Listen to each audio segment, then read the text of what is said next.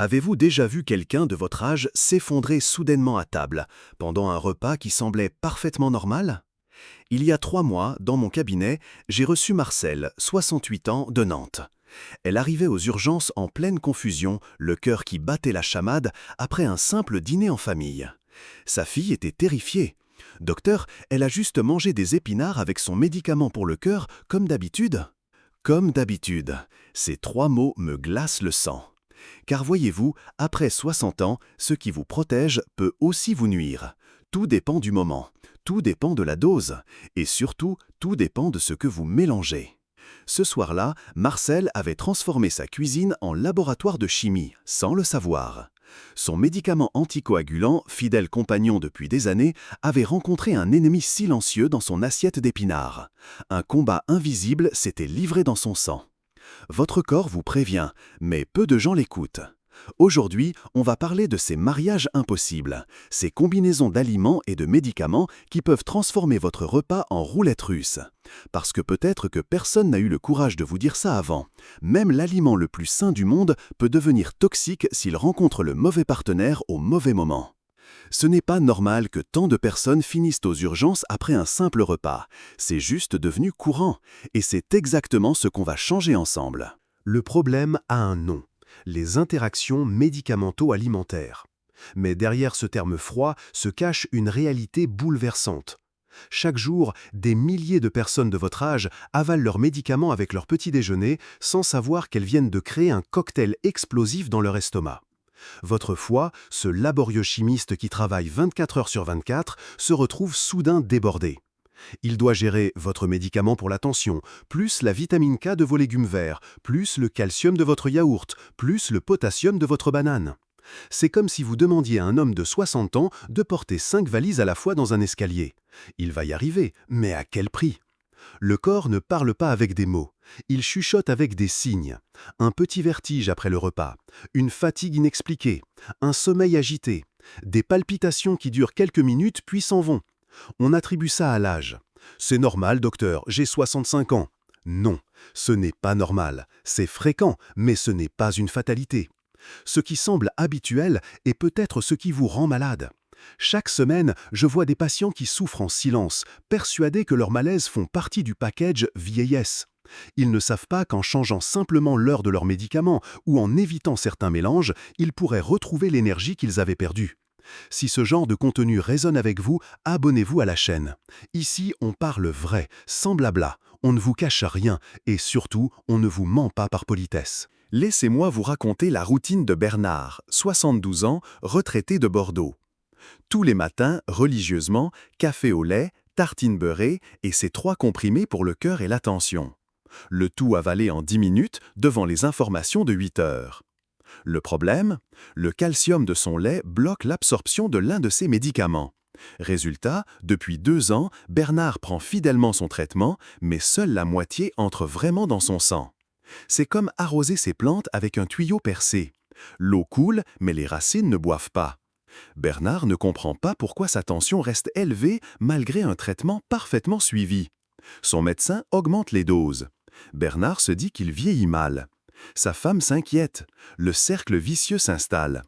C'est une erreur qui se cache dans la routine. Nous sommes des créatures d'habitude. Et passé 60 ans, nos habitudes se cristallisent comme du béton. Café au réveil, médicaments avec le petit déjeuner, déjeuner à midi précise, tisane avant le coucher. Cette régularité nous rassure. Mais parfois, cette routine bien-aimée se transforme en piège silencieux. C'est comme balayer la poussière sous le tapis. On ne la voit pas, mais elle finit par nous étouffer. Le plus traître, ces interactions ne font pas mal immédiatement. Elles grignotent votre santé jour après jour, comme une goutte d'eau qui finit par percer la pierre. Votre système digestif, c'est comme la cuisine d'un restaurant gastronomique. Tout doit être orchestré à la perfection. Imaginez votre estomac comme une grande casserole. Quand vous y versez votre médicament pour le cœur, il commence à se dissoudre, prêt à passer dans votre sang. Mais si, au même moment, vous ajoutez des épinards riches en vitamine K, c'est comme si vous versiez de l'huile dans l'eau. Les deux ne se mélangent pas, ils se battent. Votre médicament anticoagulant a pour mission de fluidifier votre sang, comme un agent de circulation qui règle le trafic. Mais la vitamine K, elle, a l'effet inverse. Elle épaissit le sang, comme si elle collait des bouchons partout sur l'autoroute. Si vos vaisseaux sanguins étaient des tuyaux d'arrosage, votre médicament les garde souples et fluides. Mais trop de vitamine K d'un coup, c'est comme si vous pressiez le tuyau avec votre pouce. L'eau s'accumule, la pression monte. Et là, c'est le drame. Prenons un autre exemple, les médicaments pour la tension et les aliments riches en potassium. Votre rein, c'est comme le gardien d'un barrage. Il dose précisément la quantité de potassium dans votre sang. Votre médicament l'aide à garder un niveau stable. Mais si vous mangez une banane, puis un avocat, puis des épinards dans la même journée, sans le savoir, vous inondez votre gardien de travail. Il n'arrive plus à suivre, le niveau monte dangereusement. Résultat, votre cœur, ce moteur qui bat depuis plus de 60 ans, se met à avoir des ratés, palpitations, essoufflements, vertiges. Ce n'est pas votre faute, mais c'est peut-être votre chance de changer. Le problème, c'est qu'on ne vous l'a jamais expliqué de la bonne manière. On vous a donné des listes d'interdits, mais pas les raisons. On vous a dit éviter, mais pas pourquoi ni comment. Après 60 ans, votre foie et vos reins travaillent au ralenti, comme des employés fatigués en fin de carrière. Ils font encore leur travail, mais ils ont besoin qu'on leur facilite la tâche, qu'on évite de leur envoyer 10 dossiers urgents en même temps. Avant de crier, le corps murmure. Seuls ceux qui écoutent peuvent entendre. Ces signes, vous les connaissez peut-être. Cette petite fatigue qui s'installe après le déjeuner, plus forte qu'avant. Ces légers vertiges quand vous vous levez de votre fauteuil. Cette sensation étrange que votre cœur s'emballe parfois sans raison apparente. Marie, 61 ans, de Lyon, me racontait. « Docteur, depuis quelques mois, j'ai l'impression que ma tête flotte, comme si j'étais dans un brouillard. Ça dure 1 heure ou 2 après mes repas, puis ça passe. » Marie prenait religieusement son médicament pour la tension avec un grand verre de jus de pamplemousse, chaque matin, depuis 3 ans. C'est plein de vitamines, docteur. Ce qu'elle ne savait pas, le pamplemousse multiplie par 3 l'effet de son médicament. C'est comme si elle prenait une triple dose sans s'en rendre compte. Votre corps vous envoyait des signaux d'alarme, des petits SOS discrets. Cette lourdeur dans les jambes en fin de journée, ces petits trous de mémoire qui vous inquiètent, cette irritabilité nouvelle qui vous ressemble si peu, ces réveils nocturnes à 3 heures du matin sans raison. Nous avons tendance à tout mettre sur le compte de l'âge. C'est normal, je vieillis. Mais votre corps, lui, ne vieillit pas. Il s'adapte, il compense, il lutte. Quand il vous envoie ces signaux, il ne se plaint pas, il vous prévient. Comme un ami fidèle qui vous taperait doucement sur l'épaule pour vous dire « Attention, tu es en train de prendre une mauvaise route ». Ces signes ne sont pas des fatalités, ce sont des invitations au changement, des portes qui s'ouvrent vers une meilleure version de votre santé. Je vais vous parler de Robert, 74 ans, ancien mécanicien de Toulouse. Quand Robert est arrivé dans mon cabinet, il ressemblait à un homme défait. 3 passages aux urgences en 6 mois. Des malaises inexpliqués, des chutes de tension soudaines, une fatigue qui l'épuisait dès le réveil. « Docteur, je ne me reconnais plus. Ma femme a peur. Moi aussi, j'ai peur. » Robert prenait 6 médicaments différents, pour le cœur, pour la tension, pour le cholestérol, pour les articulations. Un vrai petit laboratoire ambulant. Et comme beaucoup d'hommes de sa génération, il avalait tout ça avec son café du matin pour en finir d'un coup. Le problème, certains de ces médicaments avaient besoin d'un estomac vide pour bien passer. D'autres, au contraire, devaient être pris avec de la nourriture. Le café annulait l'effet de l'un, amplifiait dangereusement celui de l'autre. C'était un orchestre où chaque musicien jouait sa propre partition, sans chef d'orchestre. J'ai passé 1 heure avec Robert, pas pour lui prescrire de nouveaux médicaments, juste pour réorganiser sa journée. Robert, désormais, votre premier médicament, vous le prenez au réveil, avec juste un verre d'eau. Vous attendez 1 heure, puis vous prenez votre café et vos tartines avec les 2 comprimés suivants. Le midi, avec votre déjeuner, les 2 autres, et le soir, celui pour dormir, 1 heure avant de vous coucher. C'est tout, docteur ? C'est tout. 6 semaines plus tard, Robert est revenu, mais ce n'était plus le même homme. Le regard clair, le pas ferme, le sourire retrouvé. « Docteur, ma femme dit que j'ai rajeuni de 10 ans. Je me lève le matin sans cette fatigue qui me collait aux os. Je n'ai plus ces vertiges. Et tenez-vous bien, ma tension s'est stabilisée. » Robert n'avait changé aucun médicament, aucune dose, juste l'heure et la manière de les prendre. C'est comme si on avait réparé la mécanique de sa voiture sans changer le moteur, juste en réglant l'allumage et en nettoyant les bougies. Vous savez ce qui me rend le plus heureux, docteur? C'est que ma petite fille n'a plus peur de venir me voir. Avant, elle me trouvait bizarre. Maintenant, on fait des puzzles ensemble. Cette phrase m'a bouleversé, car derrière chaque interaction médicamenteuse, il n'y a pas seulement un estomac qui souffre, il y a une vie qui se rétrécit, des joies qui s'estompent, des liens qui se distendent. Robert avait retrouvé sa place dans sa propre vie. On faisait comme ça avant. Mais le monde a changé. Il y a 30 ans, nos parents prenaient 1 ou 2 médicaments maximum. Aujourd'hui, la moyenne après 65 ans, c'est 5 à 8 médicaments différents. Notre corps n'a pas évolué à la même vitesse que notre pharmacie. C'est comme si on avait gardé la même voiture depuis 1980, mais qu'on lui demandait de rouler avec du carburant de 2025. Le moteur s'affole. Nos grands-mères avalaient leur petit cachet d'aspirine avec leur chicorée du matin. Point. Maintenant, nous jonglons avec des anticoagulants, des statines, des inhibiteurs, des bêta-bloquants, et on continue à les prendre comme avant. Ce n'est pas votre faute, mais aujourd'hui, vous avez le choix. Le choix de comprendre ce qui se passe dans votre corps. Le choix d'apprendre à orchestrer vos médicaments comme un chef d'orchestre dirige sa symphonie.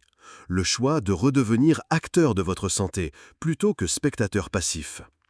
Peut-être que personne n'a eu le courage de vous dire ça avant. Vos médicaments ne sont pas vos ennemis, mais pris n'importe comment, ils peuvent le devenir. C'est comme un couteau de cuisine. Entre les mains d'un bon cuisinier, il crée des merveilles. Mal utilisé, il peut blesser. Vos médicaments, c'est pareil. Ils peuvent vous sauver la vie ou la compliquer. Tout dépend de la façon dont vous les apprivoisez. Et c'est exactement ce qu'on va voir maintenant. Laissez-moi vous parler de ces erreurs innocentes qui peuvent tout changer. Erreur numéro 1. Le cocktail matinal. Vous prenez tous vos médicaments d'un coup, avec votre café au lait. C'est rapide, c'est pratique. Mais c'est comme si vous versiez de l'huile, de l'eau et du vinaigre dans la même casserole en espérant que ça se mélange bien. Le calcium du lait bloque vos médicaments pour les os. Le café accélère l'élimination de vos médicaments pour la tension. Résultat, vous prenez vos médicaments, mais votre corps n'en voit que la moitié. Erreur numéro 2. Les légumes verts en excès. Docteur, je mange sainement, beaucoup de légumes verts. Magnifique. Mais si vous prenez des anticoagulants, ces épinards, brocolis et choux de Bruxelles se transforment en saboteurs silencieux. C'est comme si vous appuyiez sur l'accélérateur et le frein en même temps. Erreur numéro 3. L'automédication naturelle. Vous ajoutez des compléments alimentaires parce que c'est naturel. Magnésium le matin, vitamine D le midi, oméga 3 le soir. Mais mélangé avec vos médicaments, ce cocktail naturel peut devenir explosif. La nature n'est pas toujours douce, le poison de serpent aussi c'est naturel. Erreur numéro 4. Les heures fantaisistes. Vous prenez vos médicaments quand vous y pensez. Parfois à 8 heures, parfois à 10 heures, parfois au milieu du repas. Votre corps, lui, aime la régularité. Il a besoin de rituels pour bien faire son travail. C'est comme arriver au travail à des heures différentes chaque jour. Au bout d'un moment, votre patron, votre corps, ne sait plus à quoi s'attendre. L'erreur ne se trouve pas que dans l'assiette, elle est dans la routine jamais remise en question. Ces erreurs, nous les faisons par amour. Amour de nos habitudes, de notre autonomie, de notre liberté. Mais parfois, il faut accepter de changer nos petits rituels pour garder notre grande liberté, celle d'être en bonne santé. Il ne faut pas tout changer. Il faut commencer par ce qui touche vraiment votre vie. Voici la routine que je propose à mes patients. Simple, efficace, sans bouleverser votre quotidien. Au réveil, 7 heures, l'heure des solitaires. Certains médicaments aiment la solitude. Votre médicament pour la thyroïde, par exemple. Prenez-le avec un grand verre d'eau tiède, à jeun. Puis patientez 30 minutes avant votre petit déjeuner. C'est comme laisser un invité timide s'installer tranquillement avant l'arrivée des autres. Petit déjeuner, 8 heures, l'heure des protections. C'est le moment des médicaments qui ont besoin d'être accompagnés. Vos médicaments pour l'estomac, certains antibiotiques, vos vitamines. Prenez-les avec un yaourt nature ou une tranche de pain complet. Évitez le café pour cette prise. Remplacez-le par une tisane ou de l'eau citronnée. Milieu de matinée, 10 heures, l'heure du café. Maintenant, vous pouvez savourer votre café. Seul, sans médicaments. Laissez-vous ce plaisir pur, sans mélange. Déjeuner, 12 heures, l'heure des gourmands. Les médicaments qui aiment la nourriture, vos compléments de fer, vos anti-inflammatoires. Prenez-les au milieu du repas, entre l'entrée et le plat principal. Goûter, 16 heures, l'heure de la vitamine D.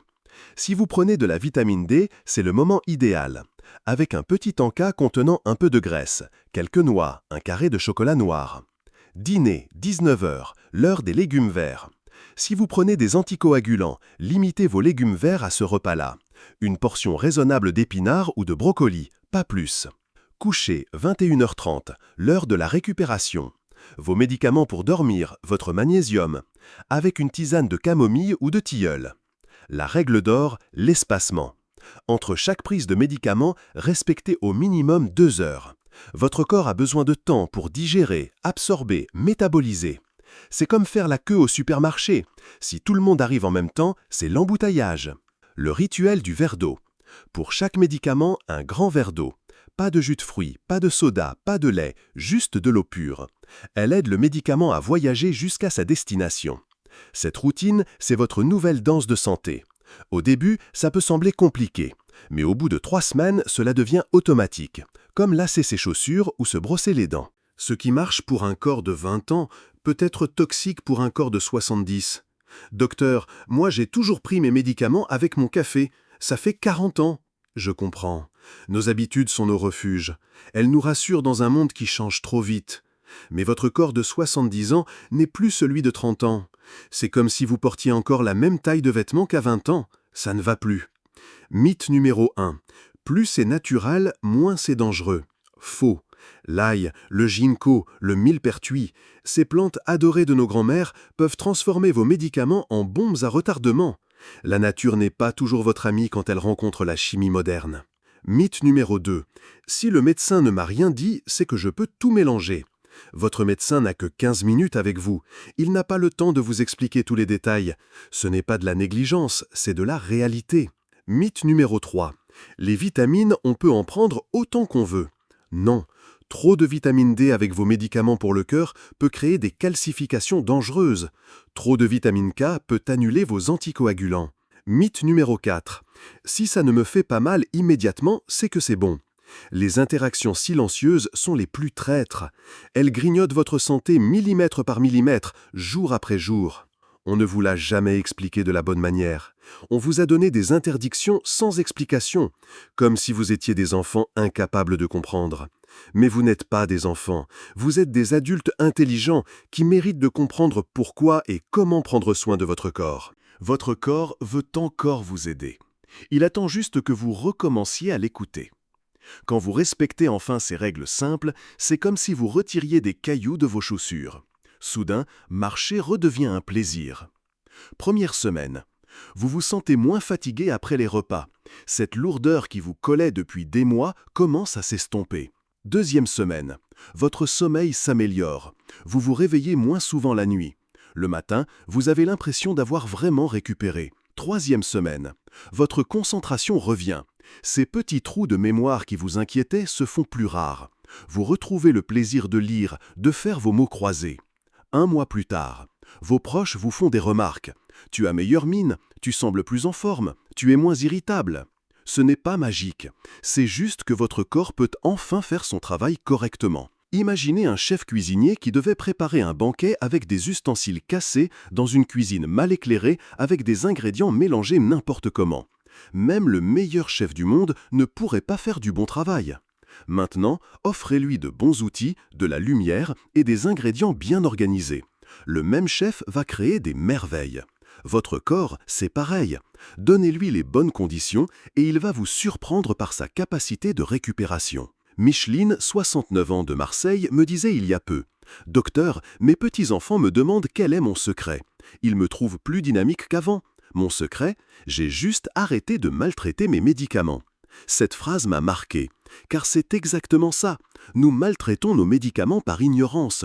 Nous les mélangeons, nous les bousculons, nous les prenons n'importe comment. Mais quand nous les traitons avec respect, ils nous le rendent au centuple. C'est comme apprivoiser un animal sauvage. Au début, il faut de la patience, de la douceur. Mais une fois la confiance établie, c'est un compagnon fidèle pour la vie. Nous voici arrivés au bout de ce voyage ensemble. Si vous m'avez suivi jusqu'ici, c'est que quelque chose résonne en vous. Cette petite voix qui vous dit « Et si c'était possible?